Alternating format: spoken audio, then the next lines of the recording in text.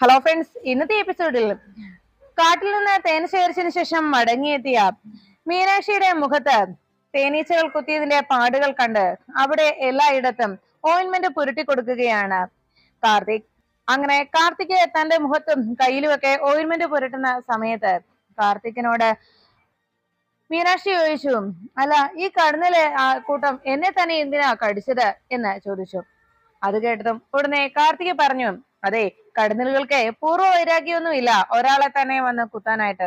പിന്നെ അവർക്ക് നിന്നെ കണ്ടപ്പോ തോന്നിക്കാണും നീ ഒരു അഹങ്കാരിയാണെന്ന്, അതുകൊണ്ടായിരിക്കും നിന്നെ കുത്തിയതെന്ന് പറഞ്ഞ് കാർത്തിക് തമാശ പറയുമ്പോ അത് കേട്ട് മീനാക്ഷി ചിരിക്കുന്നു.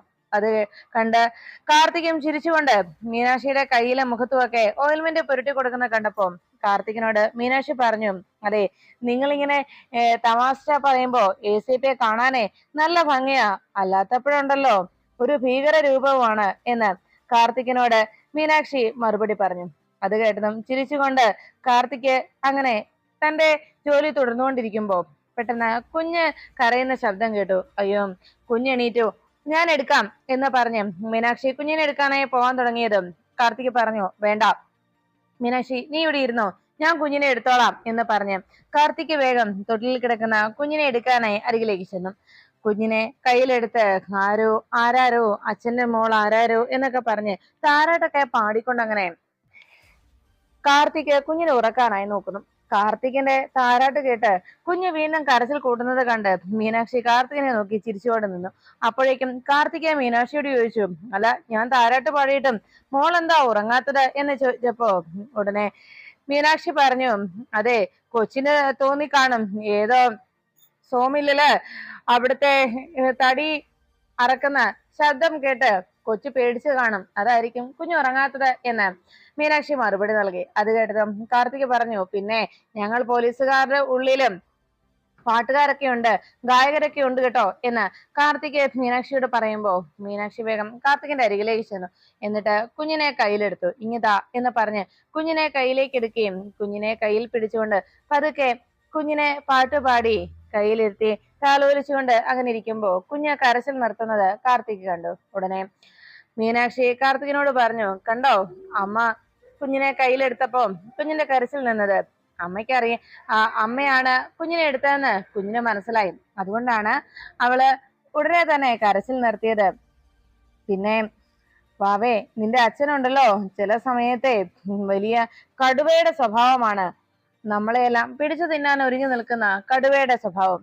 അതുകൊണ്ട് മോള് അതൊന്നും ഓർത്ത് പേടിക്കണ്ട കേട്ടോ, അച്ഛന്റെ ശബ്ദം കേട്ട് മോള് പേടിക്കണ്ട കേട്ടോ എന്നൊക്കെ കാർത്തികിനെ കുറിച്ച് മോളോട് മീനാക്ഷി പറയുന്നത് കേട്ട് കാർത്തിക് ചിരിച്ചുകൊണ്ട് അങ്ങനെ നിന്നു. എന്നാലുവേ ഇങ്ങനെയൊക്കെ ഒരു സ്വഭാവമാണെങ്കിലും ആ ഉള്ളിന്റെ ഉള്ളിലുണ്ടല്ലോ ആള് പനിനീർപ്പൂവ് പോലെ പാവമാണ് എന്ന് കാർത്തികിനെ നോക്കിക്കൊണ്ട് മീനാക്ഷി മോളോട് പറഞ്ഞു.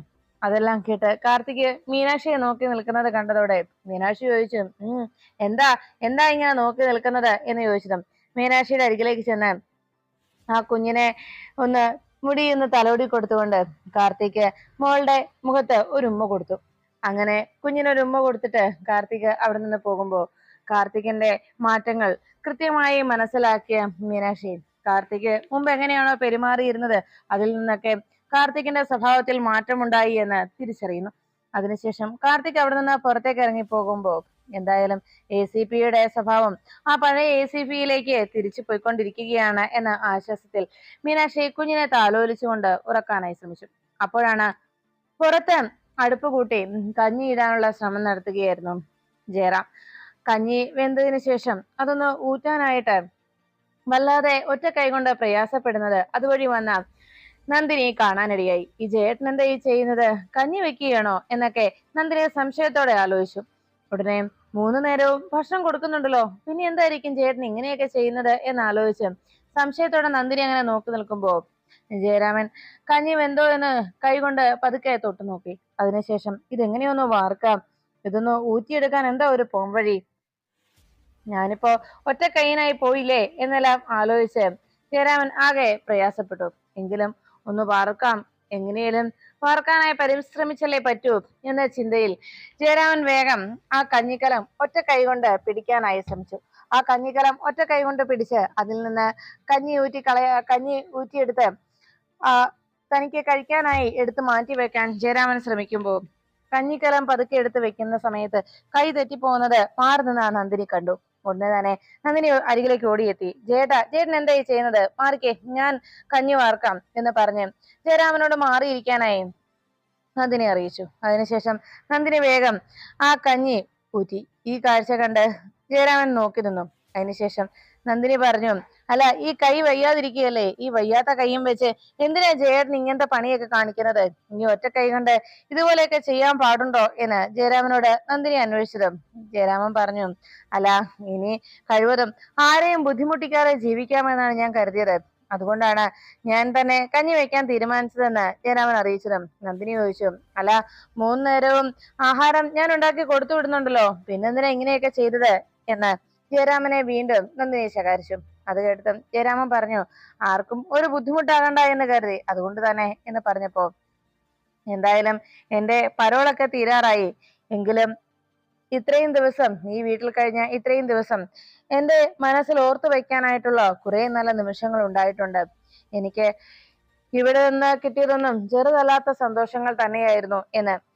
എനിക്ക് കിട്ടിയ സന്തോഷം ഒട്ടും ചെറുതുമായിരുന്നില്ല എന്ന് ജയരാമൻ പറയുമ്പോ നന്ദിനിയും ജയരാമനോട് കൂടുതലൊന്നും സംസാരിക്കാൻ നിൽക്കാതെ പോകാൻ ഒരുങ്ങി. അപ്പോഴേക്കും നന്ദിനിയോട് ജയരാമൻ പറഞ്ഞു, ദേവി ഒന്ന് നിൽക്കൂ, ഞാൻ പറഞ്ഞത് ദേവി കേട്ടില്ലേ? ഇത്രയും നാളും എന്റെ മനസ്സിൽ ദേവി മാത്രമേ ഉണ്ടായിരുന്നുള്ളൂ. ദേവി മാത്രമാണ് അന്നും ഇന്നും എന്റെ മനസ്സിൽ എല്ലായ്പ്പോഴും ഉണ്ടായിരുന്നതെന്ന് ജയരാമൻ അറിയിക്കുമ്പോ നന്ദിനി പറഞ്ഞു, ജേട്ടൻ പറഞ്ഞത് ശരി തന്നെയാണ്. ഇവിടെ ഇത്രയും ദിവസം ജേട്ടന് സന്തോഷമുള്ള നിമിഷങ്ങളാണ് കടന്നുപോയതെന്ന് പറഞ്ഞാൽ മരുഭൂമിയിൽ ജീവിച്ച മനുഷ്യന് മരുപ്പച്ച കാണുമ്പോൾ ഉണ്ടാവുന്ന സന്തോഷമല്ലേ അതല്ലേ പറഞ്ഞത് എന്ന് ചോദിച്ചു. പിന്നെ എനിക്ക് ജേട്ടനോട് സ്നേഹമുണ്ട്, എന്റെ അമ്മ പ്രസവിച്ച മകൻ എന്ന നിലയിൽ. അതല്ലാതെ മറ്റൊരു തരത്തിലും ഞാൻ ജേട്ടനെ ഇപ്പോൾ സ്നേഹിക്കുന്നില്ല. ജേട്ടന്റെ കൈക്ക് ഇങ്ങനൊരു അവസ്ഥ ഉണ്ടായതിന് കാരണവും ഞാൻ തന്നെയാണ്. എന്റെ ജീവൻ രക്ഷിക്കാനായിട്ടാണല്ലോ ജേട്ടൻ ഇങ്ങനെ ഒരു സാഹസത്തിന് മുതിർന്നത്. അതുകൊണ്ട് തന്നെ ജയന്റെ കൈക്ക് ഇങ്ങനൊരു അവസ്ഥ ഉണ്ടാകാൻ ഞാൻ കാരണക്കാരിയായതിൽ എനിക്ക് വല്ലാത്ത വിഷമവുമുണ്ട് എന്ന് നന്ദിനി ജയനോട് പറഞ്ഞു. അത് കേട്ടതും ജയൻ ചോദിച്ചു, എന്താ ദേവി എന്നോട് ഇങ്ങനെയൊക്കെ സംസാരിക്കുന്നത്? ഞാൻ ദേവിക്ക് അന്യനാണോ ഇങ്ങനെ അകറ്റി നിർത്താനായിട്ട്? ദേവി അന്നും ഇന്നും ഞാൻ ദേവിയെ സംരക്ഷിച്ചു നിർത്താൻ ഉത്തരവാദിത്വമുള്ള ആള് തന്നെയല്ലേ എന്ന് ജയൻ ചോദിക്കുമ്പോ നന്ദിനി പറഞ്ഞു, ജേട്ടൻ പറഞ്ഞ പോലെ അങ്ങനെ ഒരു സംരക്ഷണം എനിക്ക് ചേട്ടനിൽ നിന്ന് കിട്ടേണ്ടതില്ല. അത് മാത്രമല്ല, ജേട്ടൻ ഇപ്പോൾ പറഞ്ഞതുപോലെ ഞാനിപ്പോ ജേട്ടന് കഞ്ഞി വെച്ച് തരുന്നുണ്ട്. പക്ഷെ ആ കഞ്ഞി ഞാൻ വെച്ചതാണെങ്കിൽ പോലും മുമ്പ് ദേവി ഉണ്ടാക്കി തന്നിരുന്ന കഞ്ഞിയുടെ രുചി ഉണ്ടെന്ന് പറഞ്ഞാലും അന്ന് ആ ദേവിക്കുണ്ടായിരുന്ന സ്നേഹം ഇപ്പോൾ ഞാൻ തരുന്ന ഭക്ഷണത്തിൽ ഉണ്ടാവുകയില്ല എന്ന് നന്ദിനി ജയനോട് അറിയിച്ചു. അങ്ങനെ പറഞ്ഞുകൊണ്ട് നന്ദിനി പോകാൻ ഒരുങ്ങുമ്പോ ജയൻ പറഞ്ഞു, ദേവി ഞാൻ ഇപ്പോ ഒരു കാര്യം മനസ്സിലാക്കി. മനസ്സിൽ ദേഹത്ത് മുള്ളുകൊണ്ട് മുറിവുണ്ടാക്കിയെങ്കിലും ഉള്ളിന്റെ ഉള്ളിൽ സ്നേഹം, തുളുമ്പുന്ന സ്നേഹം ഒളിപ്പിച്ചു വെച്ചിരിക്കുന്ന ഒരാളെ ഞാൻ കണ്ടു. കുറച്ചു ദിവസങ്ങളായി ഞാൻ അയാളെ കാണുന്നുമുണ്ട്. അതും അയാളുടെ പേരാണ് നന്ദിനി ദേവി. ആ സ്ത്രീ ഇപ്പോഴും എന്റെ മനസ്സിൽ എന്നും മായാതെ ഉണ്ടാകും. എന്റെ മരണം വരെ എന്നും ആ ദേവി എന്റെ മനസ്സിലുണ്ടാകുമെന്ന് ജയൻ നന്ദിനിയോട് പറയുമ്പോ മറുപടി ഒന്നും പറയാൻ നിൽക്കാതെ അവിടെ നിന്ന് നന്ദിനി മടങ്ങുന്നു. പിന്നീട് മൈഥിലിയെയും വൈശാഖനെയും വിളിച്ചു വരുത്തിയതിനു ശേഷം സ്വാമിനാഥനെ കാണാത്തതിന്റെ ആശങ്കയിൽ മൈഥിലി വൈശാഖനോട് ചോദിച്ചു, ഇതെന്താടാ ഇത്? അത് കേട്ടതും വൈശാഖ് ചോദിച്ചു, എന്താന്നാ നീ ചോദിച്ചത് എന്ന് പറഞ്ഞത്. മൈഥിലി പറഞ്ഞു, നമ്മളെ എവിടേക്ക് എന്ത് ഫംഗ്ഷൻ ആണെന്ന് പറഞ്ഞ അയാൾ വിളിച്ചു വരുത്തിയത് എന്ന് മൈഥിലി വൈശാഖനോട് അന്വേഷിച്ചു. ഇത്രയും നേരമായിട്ടും നമ്മളല്ലാതെ വേറൊരാളും ഇവിടേക്ക് വന്നില്ലോ, മറ്റൊരു ഗസ്റ്റുകളും എത്തിയില്ലല്ലോ എന്നൊക്കെ ചോദിച്ചതും വൈശാഖൻ പറഞ്ഞു, അത് പിന്നെ എന്ന് പറഞ്ഞ് ഇങ്ങനെ സംശയപ്പെട്ട് നിൽക്കുമ്പോ അവിടേക്ക് സ്വാമിനാഥൻ എത്തി. അല്ല, എന്താ നിങ്ങൾക്ക് ബോറടിച്ചു തുടങ്ങിയോ എന്ന് ചോദിച്ചപ്പോ വൈശാഖൻ പറഞ്ഞു, ഏയ് ഇല്ല സാർ. ഉടനെ സ്വാമിനാഥൻ അവിടേക്ക് വന്നിരുന്നിട്ട് ചോദിച്ചു, പിന്നെ എന്താ നിങ്ങൾ സംസാരിച്ചുകൊണ്ടിരുന്നത് എന്ന് ചോദിച്ചപ്പോ വൈശാഖൻ ചോദിച്ചു, അല്ല സാറേ, സാറിന്റെ പിറന്നാളാണെന്ന് പറഞ്ഞിട്ട് വേറെ ഗസ്റ്റുകളെ ആരെയും കണ്ടില്ലല്ലോ എന്ന് ചോദിച്ചു. ഉടനെ വൈശാഖനോട് സ്വാമിനാഥൻ പറഞ്ഞു, അതെ, വേറെ ഗസ്റ്റുകൾ ആരുമില്ല, നിങ്ങൾ രണ്ടുപേരുമാണ് എന്റെ സ്പെഷ്യൽ ഗസ്റ്റ്. അത് കേട്ടതും വൈശാഖനും മൈഥിലിക്കും ആകെ സംശയമായി. രണ്ടുപേരും പരസ്പരം നോക്കി. അപ്പോഴേക്കും സ്വാമിനാഥൻ പറഞ്ഞു, അങ്ങനെ പെട്ടെന്നൊന്നും ആരെയും ഞാൻ എന്റെ ജീവിതത്തിലേക്ക് ഒരു കാരണവശാലും അടുപ്പിക്കില്ല. പിന്നെ നിങ്ങളെ രണ്ടുപേരെയും കണ്ടപ്പോ എനിക്കെന്തോ പ്രത്യേക സ്നേഹം തോന്നി. നിങ്ങളെ എന്റെ കൂടെ കൂട്ടാമെന്ന് എനിക്ക് തോന്നി. അതുകൊണ്ടാണ് എന്റെ ജീവിതത്തിലേക്ക് നിങ്ങളെ ഞാൻ ചേർത്ത് നിർത്തിയത്. പിന്നെ അതൊക്കെ ഇരിക്കട്ടെ, എനിക്ക് നിങ്ങളോട് ചോദിക്കാനുള്ളത്, മൈഥിലി എന്റെ അസിസ്റ്റന്റായി ജോലി ചെയ്യുന്ന കാര്യത്തിൽ എന്തായി തീരുമാനം എന്ന് ചോദിച്ചു. അത് കേട്ടതും വൈശാഖൻ ഒന്നും മിണ്ടാതെ നിൽക്കുമ്പോ സ്വാമിനാഥൻ ചോദിച്ചു, അല്ല വൈശാഖ് ഒന്നും പറഞ്ഞില്ല എന്ന് പറഞ്ഞതും വൈശാഖൻ പറഞ്ഞു, അത് പിന്നെ അതിനുള്ള മറുപടി മൈഥിലി തന്നെ പറയും സർ എന്നറിയിച്ചു. അത് കേട്ട ഉടനെ എന്താ മൈഥിലിയുടെ തീരുമാനം എന്ന് സ്വാമിനാഥൻ ചോദിച്ചു. അത് കേട്ട ഉടനെ മൈഥിലി പറഞ്ഞു, സോറി സർ, എനിക്ക് ആ ജോലിക്ക് താല്പര്യമില്ല സർ എന്ന് മറുപടി നൽകുന്നു. അത് കേട്ടതും പെട്ടെന്ന് സ്വാമിനാഥന്റെ മുഖമാകെ മാറി. മൈഥിലിക്ക് താല്പര്യമില്ലല്ലേ എന്ന് ചോദിച്ച് എന്താ കാരണം എന്ന് അന്വേഷിച്ചതും പ്രത്യേകിച്ച് ഒന്നുമില്ല സർ എന്ന് മൈഥിലി മറുപടി നൽകി. അപ്പോഴേക്കും സ്വാമിനാഥൻ വൈശാഖിന് നേരെ തിരിഞ്ഞു. മൈഥിലിക്ക് താല്പര്യമില്ല എന്ന് പറഞ്ഞു. അപ്പോ വൈശാഖിന്റെ അഭിപ്രായം എന്താ എന്ന് സ്വാമിനാഥൻ അന്വേഷിച്ചതും വൈശാഖ് പറഞ്ഞു, അല്ല സർ, മൈഥിലിക്ക് താല്പര്യമില്ലാത്ത ഒരു കാര്യത്തിലും ഞാൻ മൈഥിലിയെ നിർബന്ധിക്കാറില്ല സർ എന്ന് വൈശാഖനും മറുപടി നൽകുന്നു. അത് കേട്ട ഉടനെ സ്വാമിനാഥൻ പറഞ്ഞു, അപ്പോ കൂട്ടക്കളത്തിൽ സ്വാമിനാഥന്റെ കൂടെ ജോലി ചെയ്യാൻ മൈഥിലിക്ക് താല്പര്യമില്ല അല്ലെ? നിങ്ങൾക്ക് അതിന് താല്പര്യമില്ല. ശരി, ഇന്ന് നല്ലൊരു ദിവസമായിരുന്നു, എന്റെ പിറന്നാൾ ദിവസം. അന്ന് നിങ്ങൾ എന്നെ വല്ലാതെ മൂഡ് ഔട്ട് ആക്കി കളഞ്ഞു. എന്നാ ശരി, ഇനി നിങ്ങൾ രണ്ടുപേരും ഇവിടെ നിൽക്കണമെന്നില്ല, നിങ്ങൾക്ക് പോകാം എന്ന് പറഞ്ഞ് സ്വാമിനാഥൻ രണ്ടുപേരോടും അവിടെ നിന്ന് പൊയ്ക്കോളാനായി അറിയിച്ചു. ഉടനെ തന്നെ വൈശാഖനും മൈഥിലിയും കൂടി അവിടെ നിന്ന് പുറത്തേക്ക് പോകാനായി അവിടെ നിന്ന് ഇറങ്ങിയത്. കുറച്ച് മുന്നോട്ട് നീങ്ങി അവർ വാതുക്കൽ എത്തിയ ഉടനെ സ്വാമിനാഥൻ വൈശാഖനോട് പറഞ്ഞു, നിൽക്കവിടെ. അത് കേട്ട ഉടനെ വൈശാഖനും മൈഥിലിയും ഞെട്ടലോടെ പിന്തിരിഞ്ഞു നോക്കി. സ്വാമിനാഥൻ വളരെ കടുത്ത സ്വരത്തിൽ അവരോട് നിൽക്കാനായി പറഞ്ഞത് കേട്ട് എന്താ കാര്യം എന്നറിയാതെ രണ്ടുപേരും ഞെട്ടലോടെ നോക്കി നിൽക്കുമ്പോൾ സ്വാമിനാഥൻ അരികിലേക്ക് വന്ന് വൈശാഖനോട് പറഞ്ഞു, മൈഥിലിയെ എങ്ങോട്ട് നീ കൊണ്ടുപോകുന്നു? അത് കേട്ട ഉടനെ സ്വാമിനാഥന് നേരെ വൈശാഖൻ കലിയോടെ നോക്കി. മൈഥിലിയെ നീ എങ്ങോട്ട് കൊണ്ടുപോകുന്നെന്ന് ചോദിച്ചത് എന്ന് പറഞ്ഞു. സർ, ഞങ്ങളുടെ വീട്ടിലേക്ക് പോകുന്നു, താമസ സ്ഥലത്തേക്ക് പോകുന്നു എന്ന് വൈശാഖൻ മറുപടി നൽകി. ഉടനെ സ്വാമിനാഥൻ പറഞ്ഞു, എന്നാൽ മൈഥിലിയെ നീ ഇപ്പൊ കൊണ്ടുപോകുന്നില്ല, നീ താമസ സ്ഥലത്തേക്ക് പൊയ്ക്കോ, പക്ഷെ മൈഥിലി ഇന്ന് ഇവിടെ നിൽക്കും എന്ന് സ്വാമിനാഥൻ മറുപടി നൽകി. അത് കേട്ടതും വൈശാഖൻ പറഞ്ഞു, സർ, അല്പം മാന്യമായിട്ട് സംസാരിക്കണം, മൈഥിലി എന്റെ ഭാര്യയാണ് എന്ന് വൈശാഖൻ അറിയിച്ചതും സ്വാമിനാഥൻ പൊട്ടിച്ചിരിച്ചു. നിന്റെ ഭാര്യയോ എന്ന് ചോദിച്ചുകൊണ്ട് സ്വാമിനാഥൻ പൊട്ടിച്ചിരിച്ചു. അത് കേട്ട ഉടനെ വൈശാഖനും മൈഥിലിക്കും ആകെ ടെൻഷനായി. നിന്റെ ഭാര്യ അല്ലെ? ഇവള് നിന്റെ ഭാര്യയാണെന്ന് ആരാടാ പറഞ്ഞത്? ഇവള് ഒരു പോലീസ് ഓഫീസറുടെ ഭാര്യയല്ലേ എന്ന് സ്വാമിനാഥൻ വൈശാഖനോട് അന്വേഷിച്ചു. വൈശാഖ് എന്തു പറയുമെന്നറിയാതെ ആകെ ടെൻഷൻ അടിച്ച് നിൽക്കുമ്പോ സ്വാമിനാഥന്റെ മുന്നിൽ ഉത്തരം മുട്ടി അങ്ങനെ വൈശാഖൻ നിൽക്കുന്ന സമയത്ത് സ്വാമിനാഥൻ പറഞ്ഞു, നീ എന്താടാ കരുതിയത് ഞാനൊരു പൊട്ടനാണെന്നോ? നീ മൂക്കുമുട്ടെ ഇവിടെ നിന്ന് മദ്യം കഴിച്ച് നീ തന്നെയാണ് അന്ന് എല്ലാ കാര്യവും എന്റെ മുന്നിൽ വിളമ്പിയത്.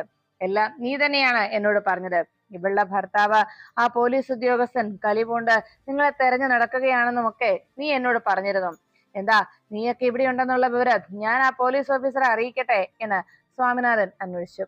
അത് കേട്ടതും ആകെ ടെൻഷൻ അടിച്ച് വൈശാഖനങ്ങൾ നിൽക്കുമ്പോൾ സ്വാമിനാഥൻ പറഞ്ഞു, അതെ, ഞാൻ നിങ്ങൾക്ക് ഒരു ഓഫർ തരാം. ഞാൻ ഈ പറഞ്ഞ കാര്യത്തിൽ ഒരു തീരുമാനം ഉടനെ നിങ്ങൾ പറയണം. ഒന്നെങ്കിൽ ഇവളെ ഇവിടെ നിർത്തിയിട്ട് വൈശാഖിന് പോകാം, ഇല്ലെങ്കിൽ ഈ നിമിഷം തന്നെ ഞാൻ ആ പോലീസ് ഉദ്യോഗസ്ഥനെ വിളിച്ചു വരുത്തി നിങ്ങളെ ഞാൻ ചൂണ്ടിക്കാട്ടും. എന്താ അത് വേണോ? നിങ്ങളെ ഞാൻ അയാൾക്ക് കാണിച്ചു കൊടുക്കണോ? എന്താ വേണ്ടതെന്ന് നിങ്ങൾ 10 മിനിറ്റിനകം തീരുമാനിച്ചു. ഞാൻ നിങ്ങൾക്ക് 10 മിനിറ്റ് സമയം തരാം എന്ന് പറഞ്ഞ് സ്വാമിനാഥൻ വൈശാഖനെയും മൈഥിലിയെയും ആശയക്കുഴപ്പത്തിലാക്കി. ഉടനെ തന്നെ എനിക്ക് മറുപടി നൽകിയിരിക്കണമെന്ന് പറഞ്ഞ് 10 മിനിറ്റിന് ശേഷം ഞാൻ വരുമ്പോ ഒരു വ്യക്തമായ മറുപടി നൽകിയിരിക്കണമെന്നും അറിയിച്ചു. എന്താടാ നിനക്ക് ഞാൻ പറഞ്ഞതൊക്കെ കേട്ട് നിനക്ക് വല്ലാതെ പൊള്ളുന്നുണ്ടോ? നിന്റെ രക്തം തിളയ്ക്കുന്നുണ്ടോ? എന്നാൽ നീ ഏതോ പോലീസ് ഉദ്യോഗസ്ഥന്റെ ഭാര്യയെ നീ ഇവിടേക്ക് തട്ടിക്കൊണ്ടു വന്നിട്ട് അവള് നിന്റെ ഭാര്യയാണെന്ന് പറഞ്ഞ് മറ്റുള്ളവരുടെ മുന്നിൽ നീ ആളാകാൻ നോക്കുകയാണല്ലേടാ. എല്ലാം അറിഞ്ഞിട്ട് തന്നെയാ ഞാൻ വന്നിരിക്കുന്നത് എന്ന് വൈശാഖനോട് സ്വാമിനാഥൻ വെല്ലുവിളി ഉയർത്തി അവിടെ വൈശാഖനെയും മൈഥിലിയെയും ആകെ പ്രശ്നത്തിലാക്കിക്കൊണ്ട് നിന്നു. ഈ സമയത്ത് എന്ത് തീരുമാനം എടുക്കണം എന്നറിയാതെ മൈഥിലി ആകെ ടെൻഷനോടെ വൈശാഖനെ നോക്കുന്നു.